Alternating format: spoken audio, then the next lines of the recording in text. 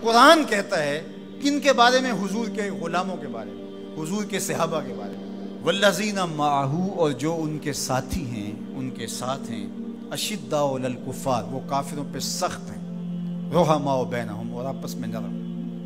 قرآن تو یہ کہتا ہے کہ ان کی سختی کفار کے لیے تھی، اور کفار کے کلیجے چیر کے رکھ دیے اور آگے بڑھ گئے، اور تاخت و تاراج کر کے رکھ دیا دنیا کی سپر طاقتوں کو، اسلام کے جھنڈے دنیا کے کونے کونے پہ گاڑ دیے۔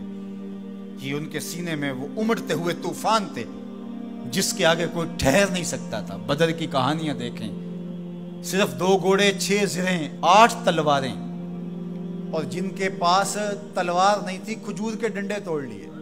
یہ اللہ کے مجاہد تھے، چلے تھے جنگ کرنے کو۔ کیا جذبوں کی فراوانی تھی، کیا دل آویز کہانیاں ہیں ان کی عزتوں کی، کیسے کھڑے ہوئے اور کس شان سے کھڑے ہوئے۔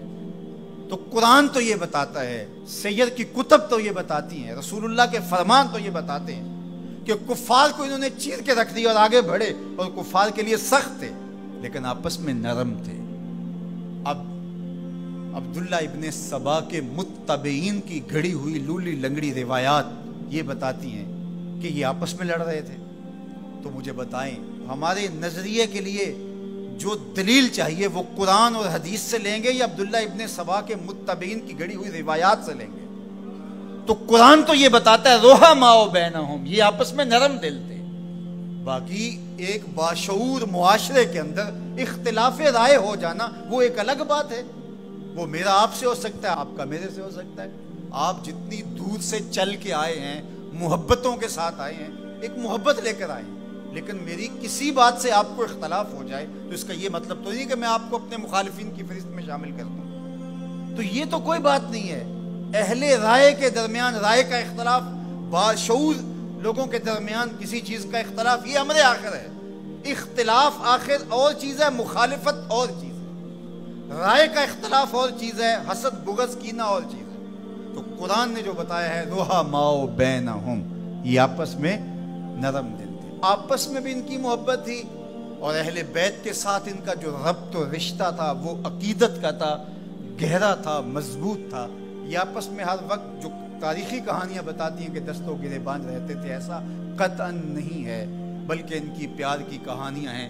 مسجد سے باہر نکلتے ہیں جناب ابو بکر رضی اللہ تعالیٰ عنہ اور مولا کائنات سیدنا علی المرتضیٰ رضی اللہ تعالیٰ عنہ، آگے امام حسن کھیل رہے ہیں، بچے تھے، تو حضرت ابو بکر اٹھا کے کندھوں پہ بٹھا لیتے ہیں، اللہ اکبر، کندھوں پہ بٹھا لیتے ہیں، اور حضرت علی سے مخاطب وہ کہتے ہیں یہ تیرے جیسا تو نہیں، یہ تو حضور جیسا ہے، اس کی شکل تو حضور سے ملتی ہے۔ تو مولا علی آگے سے مسکرا رہے ہیں، کہتے ہیں یہ شبیہ رسول ہے، علی یہ تیری شبیہ نہیں، یہ رسول اللہ کی شبیہ ہے۔ تو یہ محبت کی کہانیاں نہیں تو اور کیا ہیں؟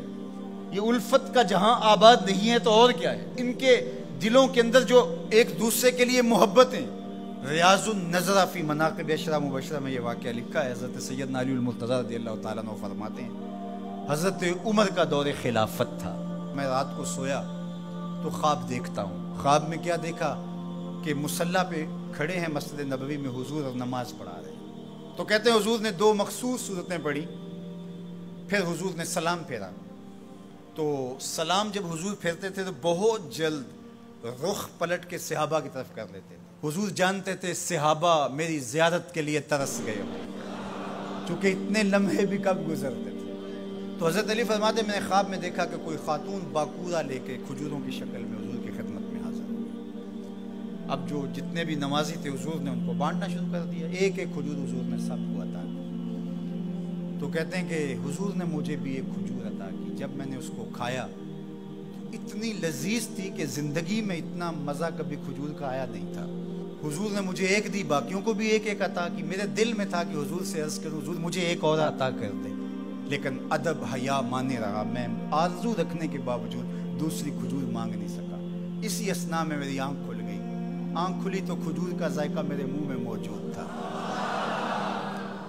مسجد نبوی میں ادھر اذان ہو رہی ہے، میں جلدی سے وضو کیا اور سنتیں پڑھی اور مسجد نبوی میں پہنچا تو حضرت عمر نماز پڑھا رہے تھے، اور جو صورتیں رات خواب میں حضور سے میں نے سنی تھی حضرت عمر بھی وہی تلاوت کر رہے تھے۔ مجھے لگا کہ رات والے خواب کی کوئی تعبیر تو نہیں ہے، خیر جب سلام پھرا تو حضور کے طریقے کے مطابق وہ بھی رخ پھیر کے صحابہ کی طرف بیٹھ گئے. میں نے دیکھا ایک طرف سے ایک خاتون کھجوریں لے کر کے بھی آ گئی.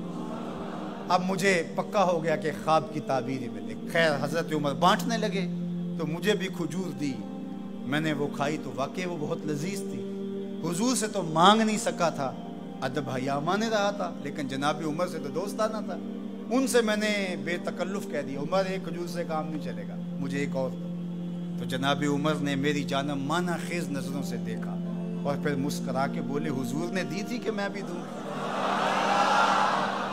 ان کی تو آپس میں دوستیوں کا تعلق تھا, ان کی تو محبتوں کے رشتے تھے, اور ہم ان کو آپس میں کھڑا کیا ہوا ہے.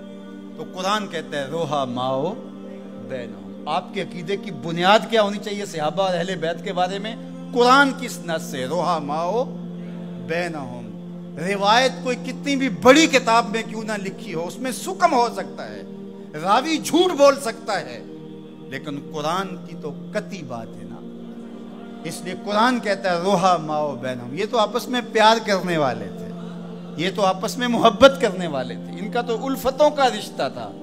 ایک دوسرے کے وزیر اور مشیر رہے ہیں, ایک دوسرے کے کاموں میں ان کی معاونت کرتے رہے ہیں. یہ تو محبت کے ربط اور رشتے رکھتے تھے, اور ایک دوسرے سے پیار کا رشتہ بڑا گوڑا تھا. اللہ ہمیں صحابہ اور اہل بیت کی چوکھٹ کا غلام رکھے.